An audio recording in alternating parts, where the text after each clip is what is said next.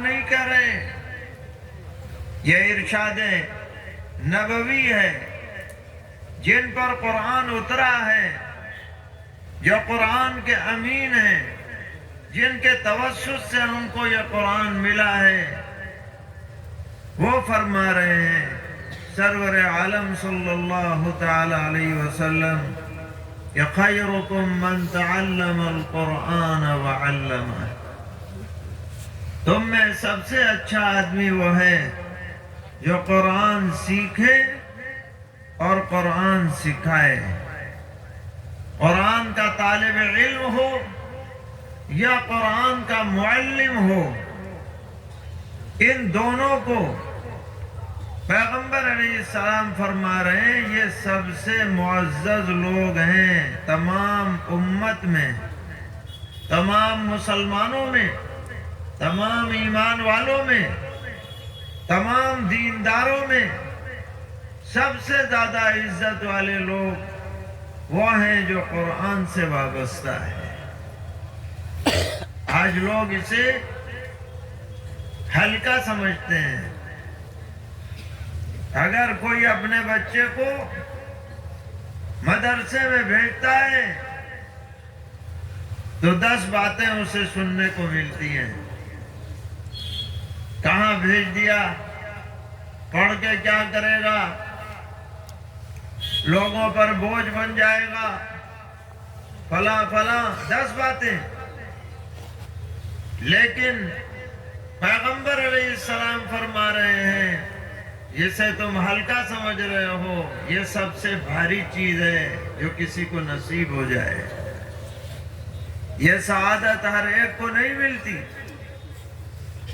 اللہ تعالیٰ لاکھوں کروڑوں لوگوں میں سے منتخب فرماتے ہیں اپنی کتاب کی حفاظت کے لیے، کتاب کو دنیا میں باقی رکھنے کے لیے۔ یہ چھوٹے چھوٹے بچے ماشاءاللہ بعض مدارس میں دیکھا 8 سال کا بچہ، 10 سال کا بچہ ایک نشست میں پورا قرآن سنا دیتا ہے 30 پاروں کا، صبح سے لے کے دوپہر تک۔ مادری زبان نہیں ہے،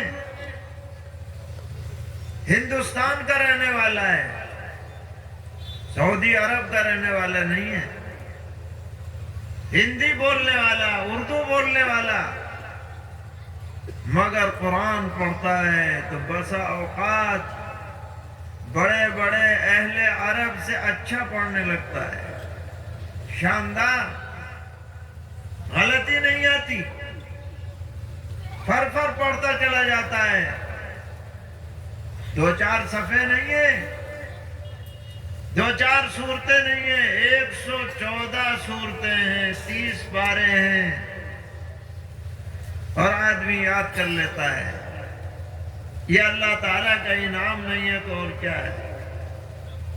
اور یہ قرآن کا اعجاز ہے، ساری دنیا کو چیلنج ہے۔ کوئی نظیر دکھا کے لائے کہ اتنی بڑی کتاب یاد کر لی جائے اور یاد رہے، صرف یہی نہیں کہ یاد کر لی جائے بلکہ یاد رہتی ہے۔ اور اللہ تعالیٰ نے اس کا انتظام فرمایا رمضان المبارک میں تراویح کے ذریعے۔ یہ جو حفاظ کرام ہیں وہ رمضان میں 20 رکعت میں قرآن سنایا کریں، سب جگہ سنائیں، شہروں میں سنائیں، گاؤں میں سنائیں، مشرق میں سنائیں، مغرب میں سنائیں،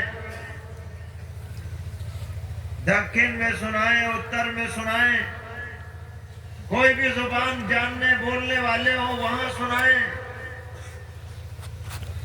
اللہ تعالیٰ نے یہ ہم پر انعام فرمایا کہ تراویح جیسی نماز عطا کی قرآن کی حفاظت کے لیے،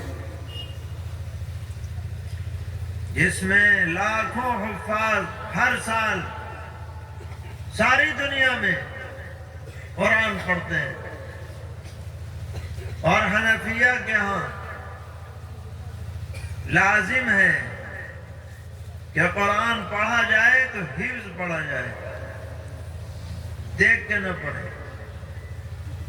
بعض ائمہ کے ہاں دیکھ کے بھی پڑھ سکتے ہیں، مگر جب آدمی دیکھ کے پڑھے گا تو حفظ یاد نہیں رہے گا، سوچے گا کہ بھئی دیکھ کے پڑھ سکتے ہیں، آرام سے کیا فائدہ محنت کرنے سے۔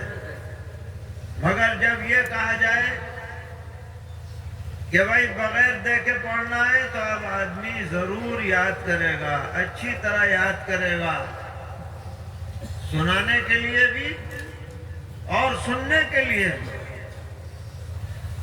تو اللہ نے یہ نعمت عطا کی، ان بچوں کو ہمارے دل میں جذبہ ہونا چاہیے کہ آج یہ بچے حافظ ہوئے، کل ہمارے بچے بھی حافظ ہوں۔ یہ جذبہ ہم یہاں سے لے کر کے جائیں۔ اسی طرح حافظ ہونے کے بعد آگے بھی پڑھائیں۔ ابھی تو انہوں نے الفاظ یاد کیے ہیں، اب اگلا مرحلہ ان الفاظ کا ترجمہ کیا ہے یہ یاد کرو۔ قرآن پاک صرف پڑھنے کے لیے نازل نہیں ہوا، قرآن پاک سمجھنے کے لیے بھی نازل ہوا ہے۔ سمجھیں گے نہیں تو عمل کیسے کریں گے؟ لہذا ہر علاقے میں ایسے افراد ہونے چاہیے جو قرآن پاک کو سمجھنے والے ہوں، سمجھ کر لوگوں کو بتلانے والے ہوں، کیا جائز ہے کیا ناجائز، کیا حلال ہے کیا حرام، کیا صحیح ہے کیا غلط، کیا کرنا چاہیے کیا نہیں کرنا چاہیے۔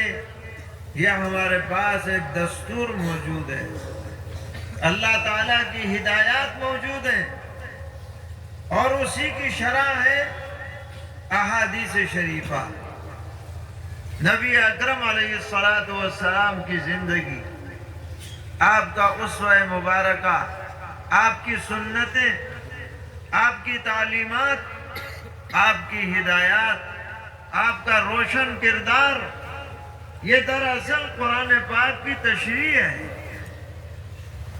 پوری زندگی آپ نے یہی کام کیا ہے، قرآن پاک کو پڑھایا، قرآن پاک کو سمجھایا، قرآن پاک کو دل میں اتارا، قرآن پاک کے مطابق امت کی رہنمائی فرمائی۔ یہ آپ کا مشن تھا، یہ مشن ہمارا بھی ہے، یہ مشن علماء کا ہے، یہ مشن امت کے لوگوں کا ہے۔ یہ حضور اکرم علیہ السلام کی بعثت جن مقاصد کے لیے ہوئی ہے، وہ مقاصد امت میں پورے کیے جاتے رہیں، پڑھنے پڑھانے کا بھی سلسلہ جاری رہے، اصلاح کا سلسلہ بھی جاری رہے، اور جب موقع آئے قربانی دینے کا سلسلہ بھی جاری رہے، مالی قربانی دینی ہو تو وہ بھی دی جائے، اور جانی قربانی کا موقع آئے تو وہ بھی پیش کی جائے، اور وقت لگانے کا موقع آئے تو اس میں بھی دریغ نہ کیا جائے۔ ہماری شریعت ہمیں یہ حکم دیتی ہے کہ خیرکم من تعلم القرآن وعلمہ، یہ معیار ہے۔ قرآن سیکھو، قرآن سکھاؤ، اور اچھے سے اچھے لوگوں میں اپنا نام لکھواؤ۔ جو آدمی یہ چاہتا ہے کہ وہ اللہ کی نظر میں بہترین بن جائے اور پیغمبر علیہ السلام کی نظر میں اچھا بن جائے، اسے چاہیے کہ قرآن کی تعلیم کو عام کرے، قرآن کی تعلیم کو گھر گھر پہنچائے، قرآن کی تعلیم کو گاؤں گاؤں پہنچائے، شہر شہر پہنچائے۔ کوئی گھر مسلمان کا باقی نہ رہے جہاں قرآن پڑھنے والے نہ ہوں۔ یہ ایک تحریک چلنی چاہیے اور جاری رہنی چاہیے، اور پھر قرآن کو سمجھایا جائے